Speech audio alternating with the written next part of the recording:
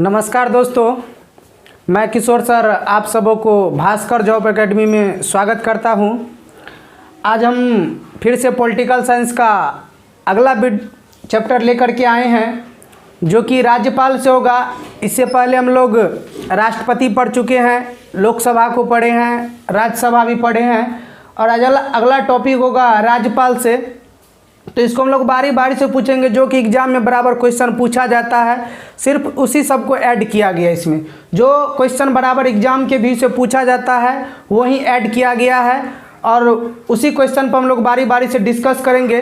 तो सबसे पहले राज्यपाल को इंग्लिश में गवर्नर भी बोला जाता है। कभी कभी एग्जाम में गवर्नर भी दे देता है कि गवर्नर का अनुच्छेद कितना है, इसकी नियुक्ति कौन करती है, ये कितने भाग में मौजूद है। तो राज्यपाल रहे या गवर्नर रहे, बात वही है। तो सबसे पहला क्वेश्चन है यहाँ पर कि अनुच्छेद, राज्यपाल का वर्णन कितना अनुच्छेद में, ये बराबर एग्जाम में पूछा जाता है। तो राज्यपाल का अनुच्छेद है 153, यानी 153 आर्टिकल में जो है राज्यपाल का वर्णन किया गया है। और राज्यपाल बनने के लिए उम्र सीमा कितना है, यानी राज्यपाल पद पर जो हम लोग नियुक्त होंगे उसके लिए उम्र सीमा कितनी है, तो निर्धारित की गई है 35 वर्ष। और इससे पहले वीडियो में हम आप लोग को बताए थे कि राज्यपाल हो गया एक, दूसरा हो गया राष्ट्रपति और तीसरा राज्यपाल। ये तीन व्यक्ति हैं जिनकी उम्र सीमा जो है ना 35 वर्ष है। 35 वर्ष पूरा करने के बाद ही वो अपने पद पर बन सकते हैं। तो राज्यपाल की उम्र सीमा कितना हो गया, 35 वर्ष। अब राज्यपाल कितना भाग में है, भाग भी पूछा जाता है, ये भी इम्पोर्टेंट है। तो राज्यपाल का जो भाग है वो अनुच्छेद 6 में इसका वर्णन किया गया है।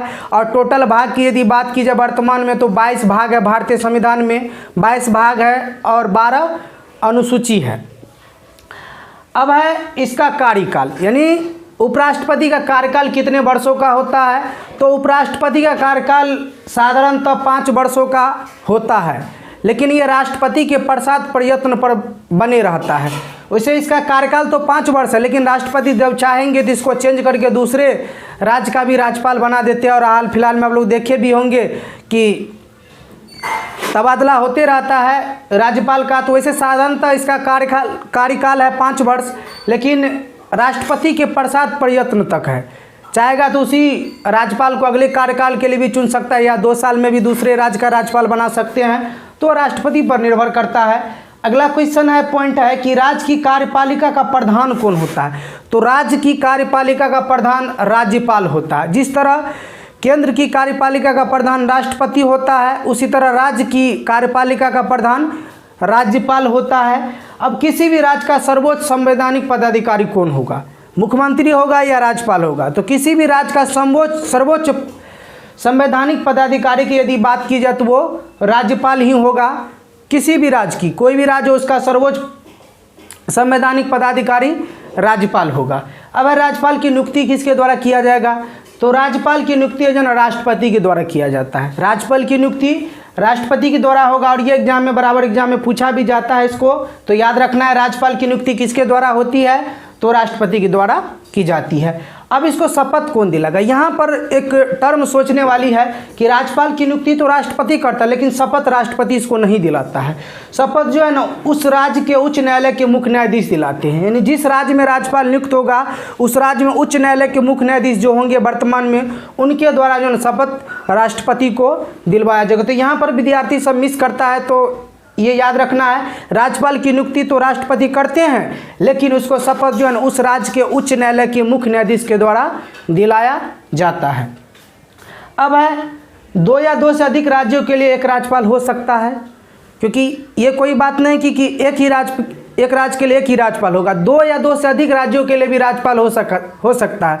यदि वर्तमान में अभी की जाए तो उत्तर प्रदेश के राज्यपाल है आनंदीबेन पटेल और मध्य प्रदेश के अभी कार्यवाहक राज्यपाल आनंदीबेन पटेल को ही बनाया गया है।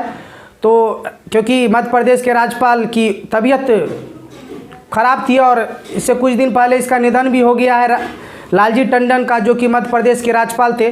तो अभी वहाँ पर मध्य प्रदेश का राज्यपाल और उत्तर प्रदेश का राज्यपाल जो है ना आनंदीबेन पटेल ही दोनों राज्य के हैं। तो 2 या 2 से अधिक राज्यों के लिए एक राज्यपाल हो सकता है, ये संविधान में नियम बनाया गया है। आगे हैं अब वेतन कैसे मिलता है? तो वेतन राज्य के संचित निधि से दिया जाता है। केंद्र के जो भी पदाधिकारी होता है उसे केंद्र के संचित निधि से वेतन मिलता है, और राज्य के जो भी पदाधिकारी होता है उसे राज्य के संचित निधि से वेतन दिया जाता है। अब मासिक वेतन मिलता कितना, यानी महीना इसका मंथली कितना है?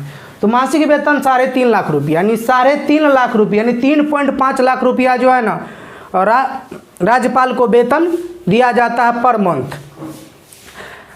आगे हैं, अब है राज्यपाल इस्तीफा किसको देगा? तो इस्तीफा वो राष्ट्रपति को प्रस्तुत करेगी। नियुक्ति भी राष्ट्रपति के द्वारा की जाती है राज्यपाल की, और इस्तीफा भी अपना प्रस्तुत करेंगे राष्ट्रपति को। अब है कि राज्यपाल का कार्य एवं अधिकार क्या है, यानी इसका काम और अधिकार क्या सब है, ये सब क्या कर सकते हैं और किसकी नियुक्ति कर सकते हैं। तो पहला है मंत्रिपरिषद के सदस्यों की नियुक्ति।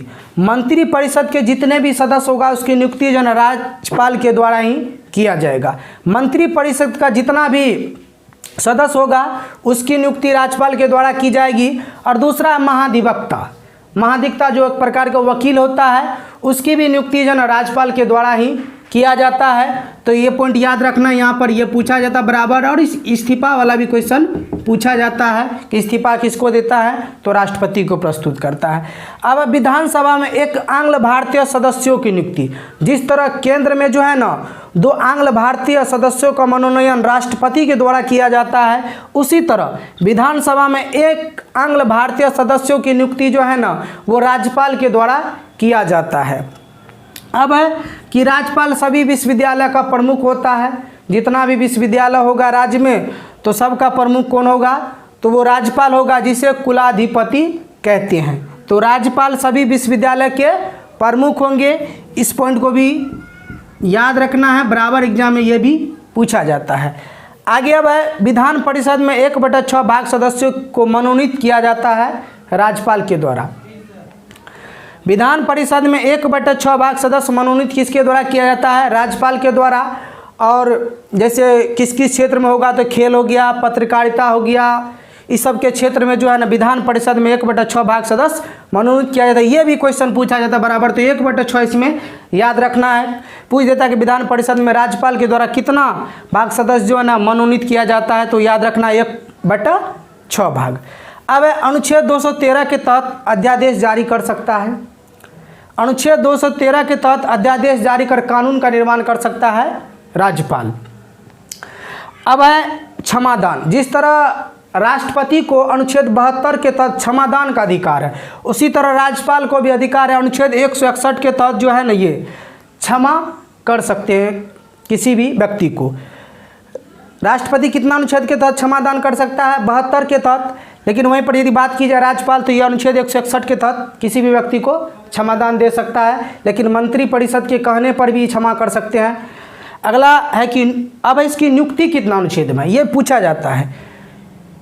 वैसे वर्णन की बात की जाए तो अनुच्छेद 153 में वर्णन है राज्यपाल का, और नियुक्ति की यदि बात की जाए तो अनुच्छेद 155 में है। अनुच्छेद 155 में जो है ना राज्यपाल की नियुक्ति की जाती है। अनुच्छेद 155 के तहत राज्यपाल की नियुक्ति की जाती है।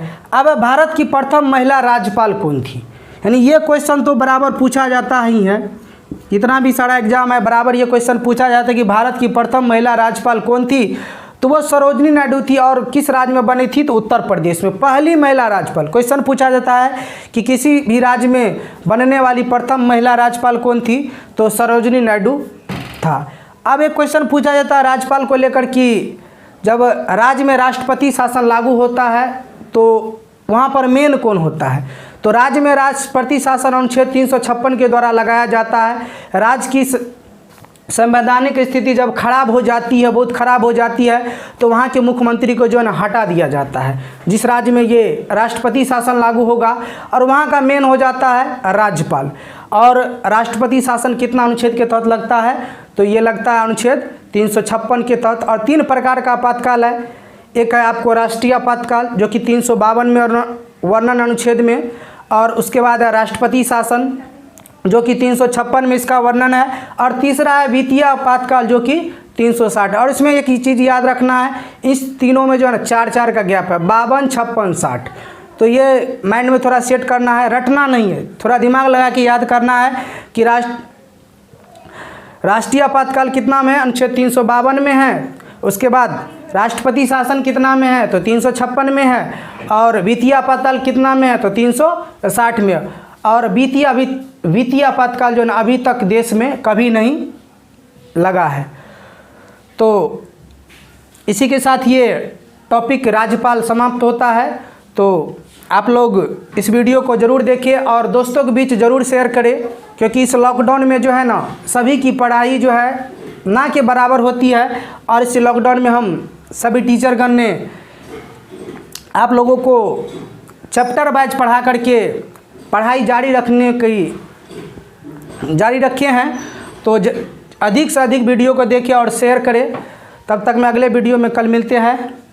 धन्यवाद।